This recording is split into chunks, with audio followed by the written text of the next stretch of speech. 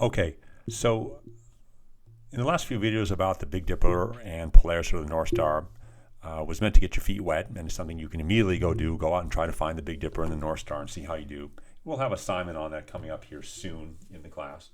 But at the moment then, there's more I'd like you to be able to find in the night sky, in particular this idea of being able to go out and impress your friends and be a better camper and just take a little command over the night sky.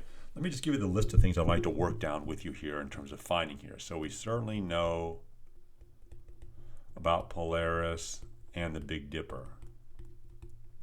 So what we'll do is we'll sort of call this the list. Okay?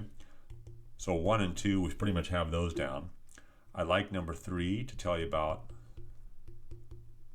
how to find Arcturas. I'd like you to tell you where Spica is. I'd like you to tell you about Antares. And I'd like to tell you about Cassiopeia.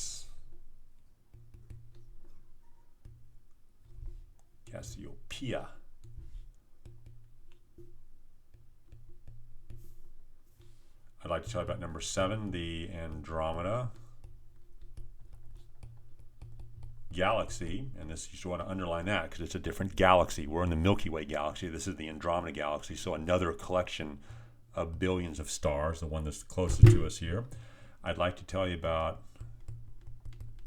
Scorpius,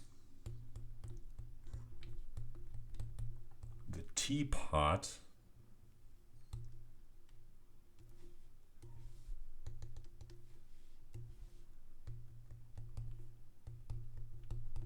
and the center of our galaxy. And lastly, sort of on my list, I'd like to tell you about Pollux and Castor. Okay, so this is sort of our list here. This is the kind of thing, this list here, that I'm going to show you how to find these things in the night sky, and this will sort of be your knowledge base for going out anytime you want, when you're camping or at night, or even long after this class is over. If maybe you're going to be teaching someday and want to have some familiarity with the night sky, if you're in the northern hemisphere, these 9 things are just a great start and probably more than you need to know. These 2 here you probably have down already: Arcturus, Spica, Antares, Cassiopeia, the Andromeda galaxy, if you're lucky, Scorpius and Teapot, and discussing the center of our galaxy, and then 2 stars, Pollux and Castor. And I will also say that all of these things are not found just by going up at the sky and pointing at things.